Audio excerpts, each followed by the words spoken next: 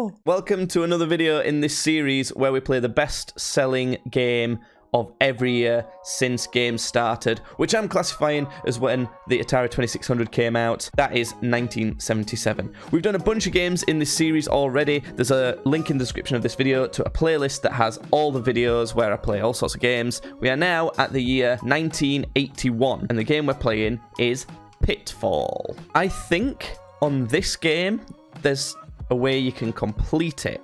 A bit like when we played Adventure.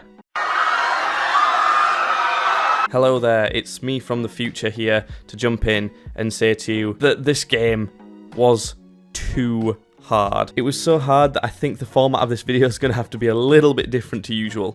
Normally, I show you the story of me playing the game, the difficulties I go through, and finally the elation of winning. Or, if it's an easier game, just, you know, a casual little chill out, playing the game, seeing what it's like. But this game, it's just... I don't know.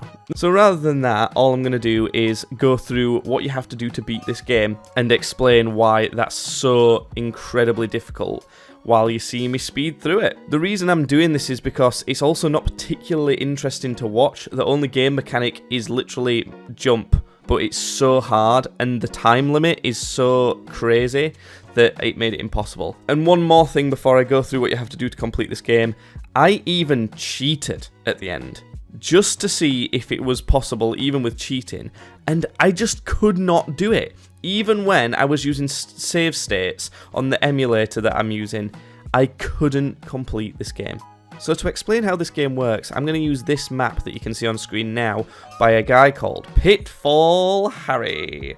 Yes, thanks Pitfall Harry for your help. It didn't fucking matter in the end. Basically, as you might be able to see on here and from the footage that's rolling round, there's 255 rooms, each of which has various obstacles in that can only be a certain number of things. You've got a tar pit that opens and closes, quicksand, what they're calling it. I call it water, I don't know. There's the crocodiles. These are so annoying. They're really annoying to jump over until I found the special technique, so that made it a bit easier, but still, there's a vine you can swing across. There's static logs and rolling logs, a fire, a snake, a scorpion. There's brick walls in the way, various holes in the ground. And those are basically all the obstacles. Different ones affect you in different ways, so some only take points off of you and some make you lose a life. You've got a total of 3 lives before the game is over. The other way that the game could be over is, I think, if you run out of points, I'm not fully certain, or if the timer runs out. Tar pits, quicksand or water, crocodiles, fire, snake, scorpion, they all take a life from you. Whereas rolling logs or regular logs, they just take some points off of you.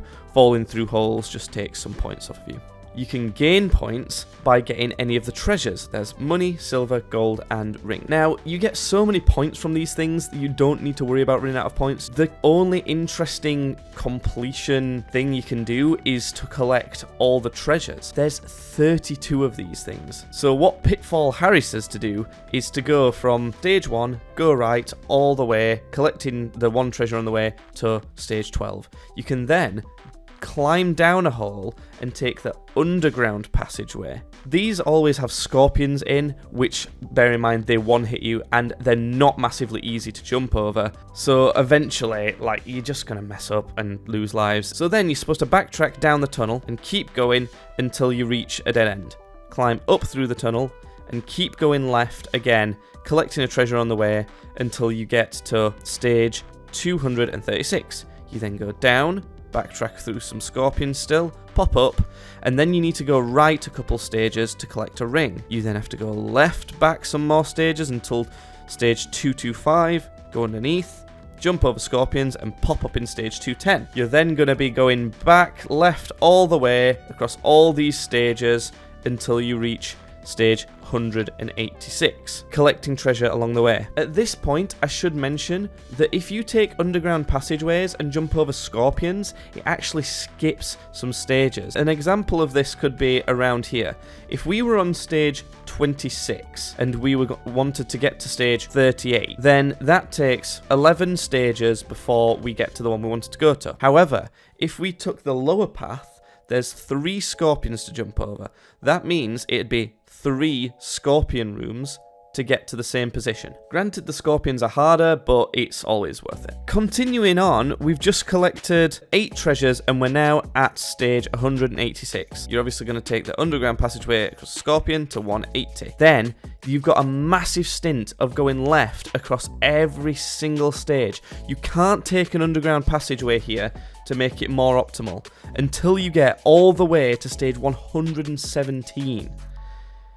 You'd think that it starts getting easier there, but no, because you have to jump over 7 scorpions. That's a lot. You then pop out at stage 93. You then have to go right a few to get a treasure, and then backtrack left again for a bunch of stages to collect as many as you can. Just keep going left all the way up to stage 38. That's such a long way.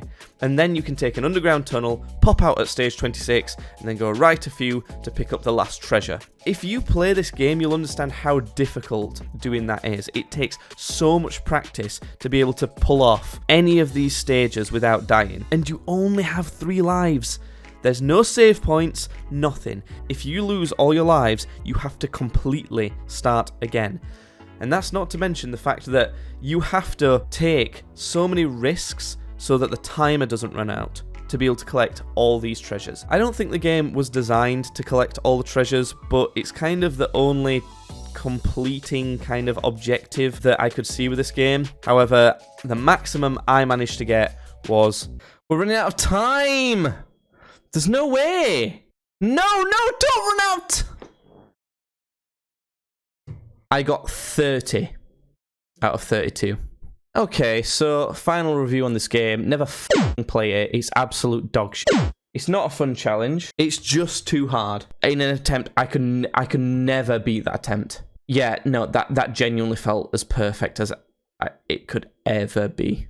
It's a sad thing to say, but this has been the first game that I've actively hated playing.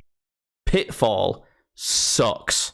If you've enjoyed this video, then thank you very much. Please join us next time. Remember to click the links in the description as always, preferably Twitch. We stream these things live. We also have a podcast that's worth checking too. Like and subscribe.